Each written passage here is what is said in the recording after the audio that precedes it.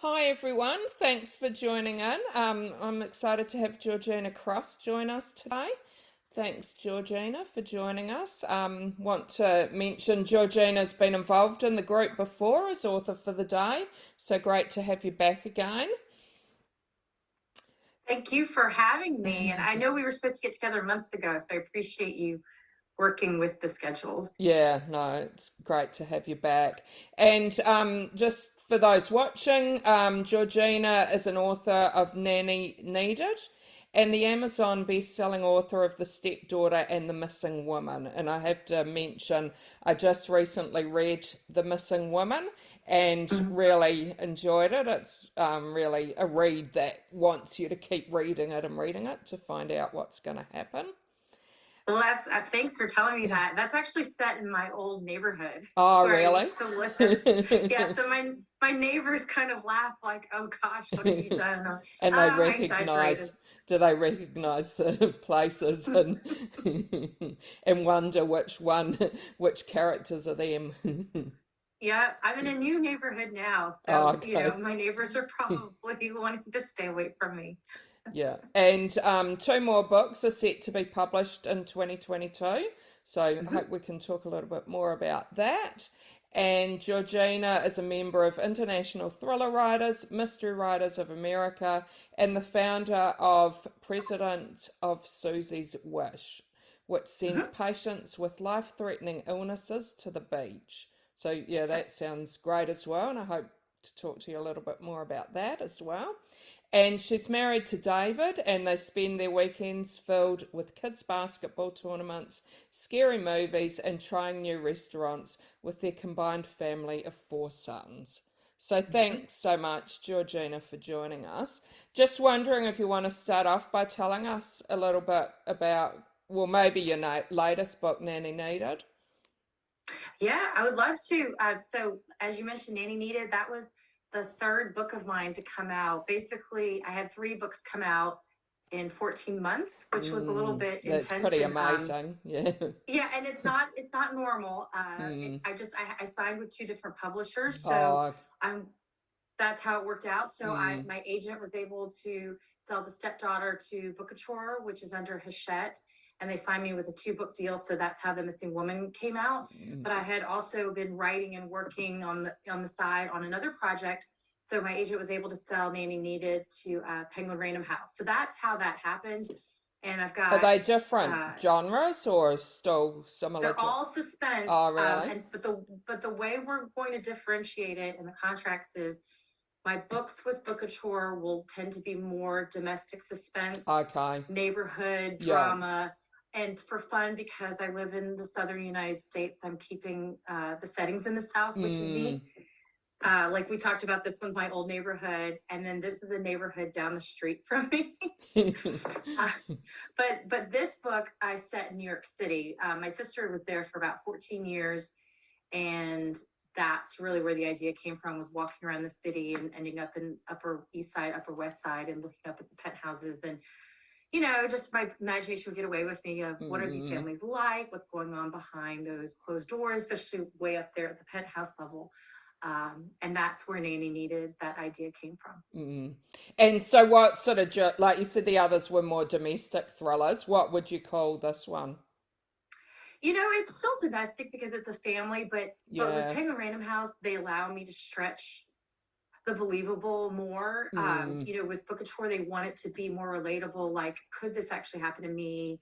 Is this happening with the neighbor down the street? Which is Mm. quite frightening. Mm. With with Penguin, they allow me to. This one was a lot of fun to write. They're all fun to write, but like the book that I'm working on now for Penguin Random House, it'll come out end of the year. I'm allowed to kind of push the envelope a little bit more, if that makes sense. So bigger settings, not small towns, Yeah. but Okay. still a lot of mayhem. Mm. And so I said you've got two books coming out this year. Is that one for each publisher? Right. So I signed another two-book deal with Bookouture. So it'll be this September, and then I think the next one comes out 6 months after that. And then I've got a book that my editor just handed me my notes. Mm, for Penguin Random House. So that'll okay. be toward the end of the year. Yeah. So you must be really busy, and also to have like 3 books come out so quick as well. Did you already have some of those books written before, or Yeah, I yeah. did. I did. But you know how it is. And I'm sure a lot of authors you talk to, just as soon as you turn it in, Mm, it's far from being done. So mm, there were a lot of editorial comments and changes and ways to improve the book. So I was toiling, 3 books simultaneously to make edits while having to write this one from scratch. I wrote this in under 2.5 months because the contract, the way it ended up. But yeah, I mean, I had other projects in the queue, and that was helpful. But yeah. yeah, but then there were lots of edits. Yeah. So are you writing full time? I am. I am. Mm, So as soon as I signed those contracts, we started, my husband and I were looking at the schedule, and it was like, I don't know if she's mm, going to do this with her full-time gig. And because I was already writing every weekend. So I had been mm, working 7 days a week for probably 4 years mm. already. And so, yeah, I was able to leave my job because I was hired to ghostwrite for someone. Okay. She's local in town. And so she paid me like a part-time employee. So that was the 4th book that I also had to produce last year. And so Yeah. we got that one done. But yes, I am able to write full time, which is Yeah. incredibly Okay. helpful. And what sort of career did you have before you were writing full time? Marketing. I started off in Okay. TV news, broadcast Mm. journalism, but then I went into marketing, and I was in aerospace and defense contracting for 9 years. So Okay, well, I've done a lot of you've had stuff. a bit of variety of, Yeah. yeah, yeah. And now that you are a full-time writer, how do you plan your days? So I'm still 7 days a week, which is Mm, insane. And my husband was mm, like, I thought you said when you would stay home and work full time that you would at least take Sundays off. And I was like, maybe. But here's the thing, our boys are older, they sleep mm, in. mm, So if I'm up at 7, 8 a.m., I might as well go write for 2 hours. So, mm. and I think also because of the way my contracts are, I literally have not had a break unless I forced myself Yeah, to take a break. And I hope to change that soon. But no, I'm 7 days a week from about 8 a.m. until about 2. And then I'll do some marketing. And then I am flat on the couch and I am binging Netflix for the next like 4 hours until I go to bed. what have you been watching at Netflix? Anything you Uh, can recommend to I us? just finished watching, I'm going to mess up the title on Netflix, The Woman in the House Oh, Across the yeah, I Street know which one from you the Girl mean. in the Yeah, Window. yeah. Kristen Bell's great. And Mm, I loved it because it makes fun of us. It makes fun of mm, suspense writers and every trope. I wish it would have been a little bit funnier. They could have had a lot more fun with the tropes that we do, but yeah, yeah, it was good. It was good to yeah. see. Yeah. And could you tell me, like to get that first book published, how hard or easy was that for you? I was a piece of cake. No, it was.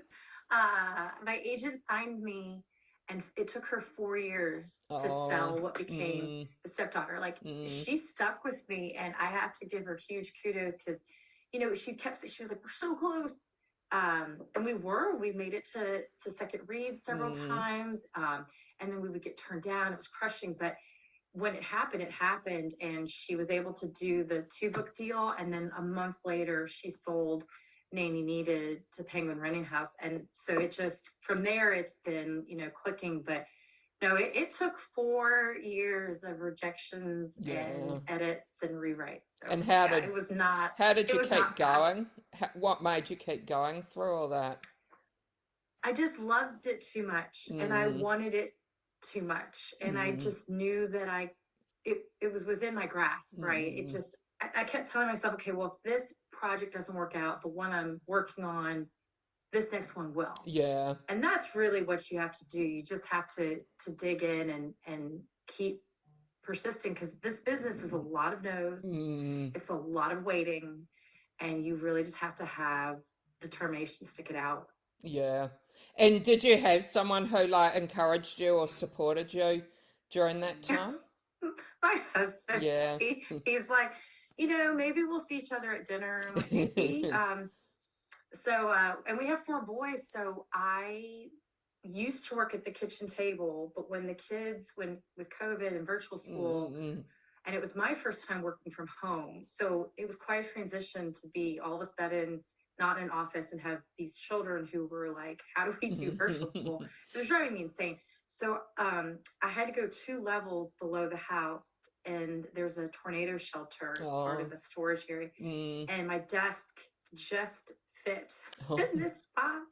So I hid myself down there and oh. closed the door, and I was like, everybody leave me alone. So is that okay, no windows and no, No yeah, windows. I mean, it's cinder yeah, block. I appreciate, It looks like I'm in a padded yeah. cell. I mean, truly, my mom's like, please come out, make sure you have oxygen sometimes. Like,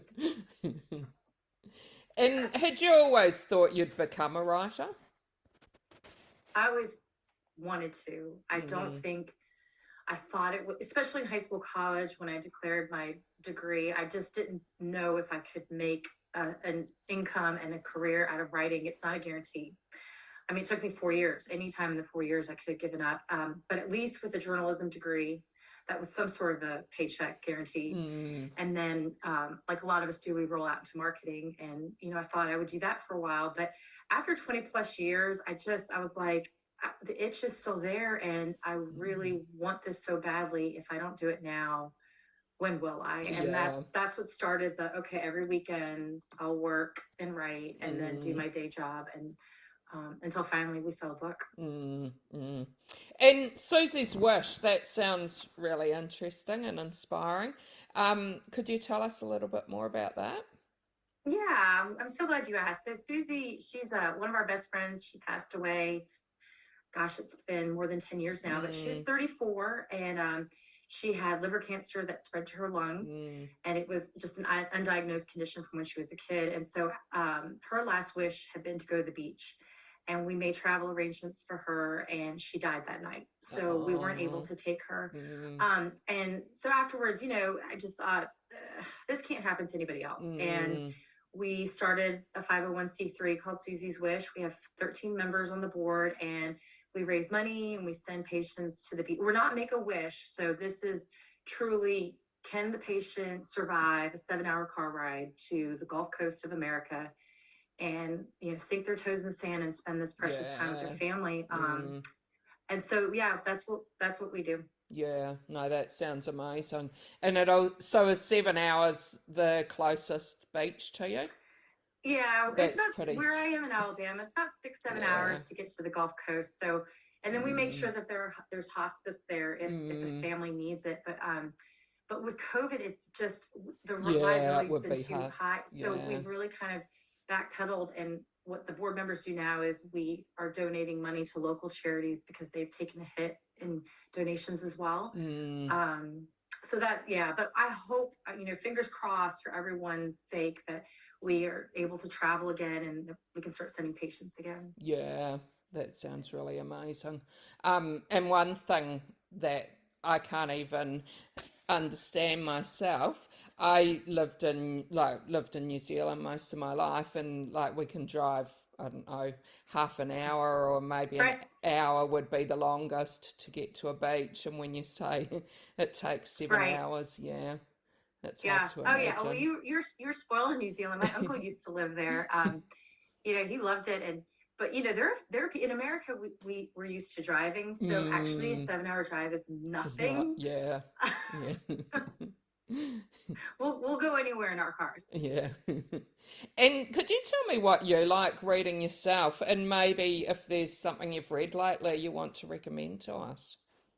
Yeah, I love that question. I read all the time. Mm, So I get sent books too for blurbing for other authors, which mm, I love. And so I just finished reading the next book for Aggie Bloom Thompson. She's another suspense author.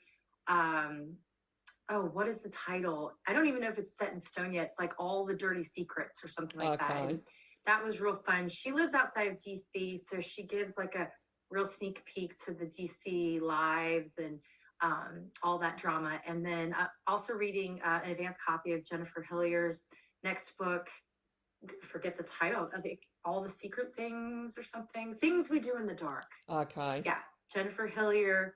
Um, and The Last Mrs. Parrish. It's been out for a while Oh with yeah, I've heard. Constantine, but Yeah. I'm finally reading that, and Mm, I love it. It reminds me a little bit about like the family Nanny needed. You know, just someone entering the life of the very wealthy and having this perspective that's like, gosh, you guys have no idea how good you have it.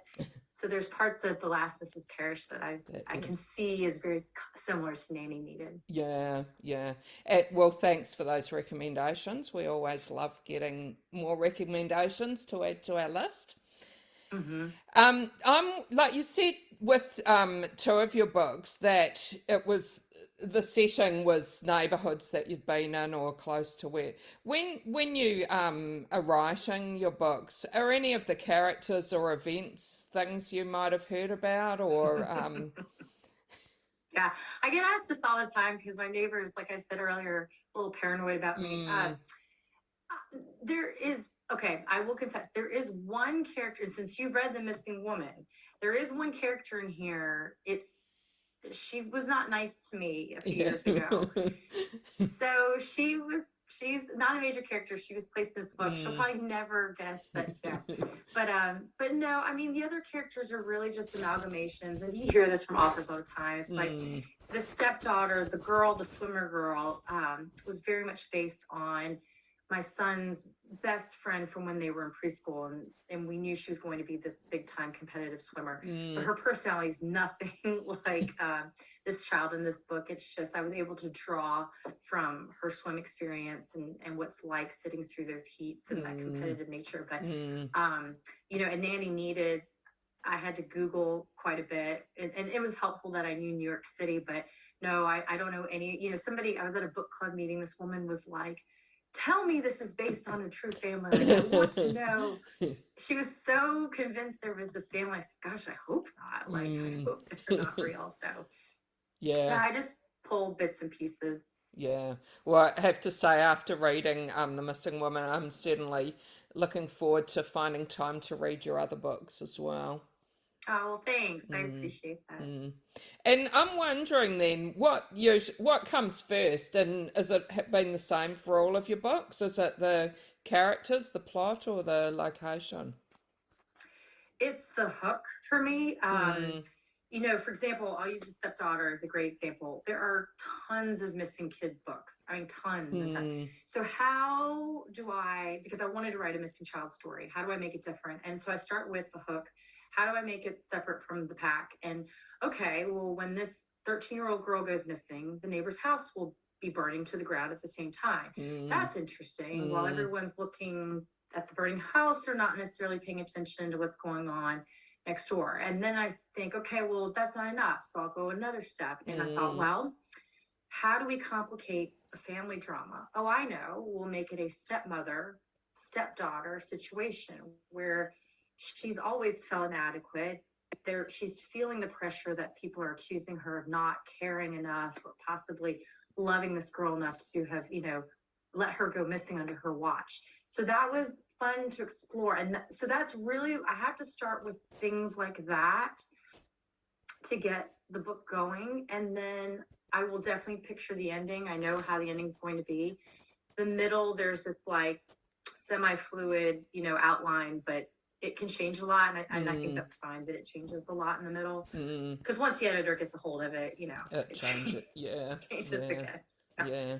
And if you could be a character in any of your books for a Oh day, who would you gosh. choose and why? That is such a cool question. I've never been asked that question before. Really? I'm going to borrow this question. I love this because I'm going to ask some other author friends.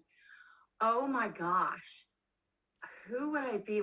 So, funnily enough, when my husband read The Missing Woman, he goes, "You're Erica." So I, Erica's the main woman, you know, yeah.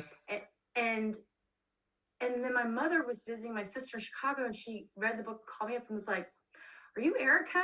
And are your best friends Tish?" And I was like, "Oh my gosh." So it's not that I wish to be Erica. I think mm, I just you am are, Erica. yeah.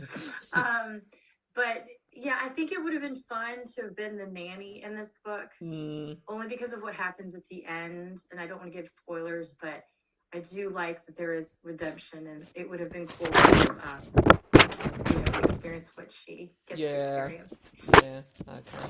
And Great question. no, I'm glad I asked a question you haven't been asked before.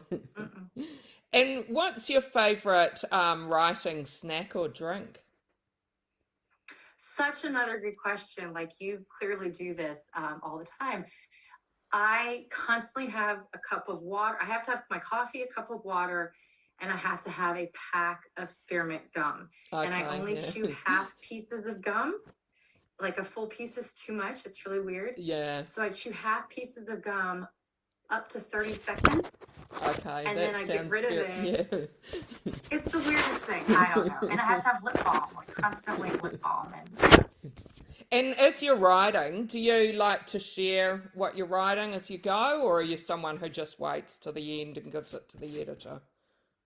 yeah, I think it would be smart to share it as I go. I have an author friend who she's like, why don't we do this? Why do we finish this 90,000 monstrosity and then have somebody rip it apart and we have to start over?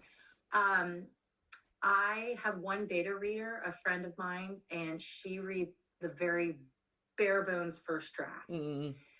And then I fix it, and then my agent gets to see it, and then my editor. But no, most authors, I think, we're so under deadline, we have to like pound out that first draft. Yeah. And then show it. But I think it would be helpful to have somebody go get to chapter 4 and be like, this is not, you're not going in the right direction. Because it would save us a whole lot of trouble later on. And could you tell us what your favourite part has been of your writing journey so far? It's been staying home, being around the kids. David's two older ones, the one's out of college, one's finishing college. Mine are high school, and so it's very important that I keep my eyes on them as they get older and into more activities. And and it's been nice. Like I've after so many years where they were in daycare, and then they had to be in after school care, and for me to be able to take them to their basketball practices and like bring them to school, it's I know the younger one really is enjoying it, so that's been cool for me. That's definitely been one of the best parts. Yeah, that's great. Yeah. And what have you found the most difficult part? Not being around people. Yeah. I mean, that 20 something years of being with teams and working with coworkers, and like 8 hours will go by and I'm like, I haven't talked to a soul. I'm still in my pajama pants, and I don't remember last time I got out of these pajamas. That's been the weirdest part. Is I miss teamwork, but I recognize that this is a very solitary enterprise. Yeah. And that's why I like interviews with you and book events and clubs, and getting to meet other authors and readers is so important, because most of the time we're all by ourselves. It's very lonely. Yeah. Well, thanks so much for talking to me. Been great to chat to you. And like I mentioned, really loved reading your book. So looking forward to reading more. And great, you've come back again after having you previously as author for the day. So hope to have you involved again. Well, I appreciate you getting up so nice and early with the time difference. It's hard to plan stuff. So, and it's great to see you face to face. I've seen lots of your interviews and posts with other authors. So thank you for including me. Yeah, no, it's been great. And would you like to just let people know before you go how they can keep in touch with you? Oh, that's great. Instagram. I'm a lot on Instagram at Georgina Cross Author. Facebook too. I have a page there. Twitter, not so much, but if you want to as well, my website, Georgina-Cross-Author, and you can sign up for my newsletter. I maybe send like 3 newsletters a year, so I won't bombard you, but you will know when a book is coming out. So that's kind of nice. Yeah, thanks so much, and bye, everybody. Thank you. Bye.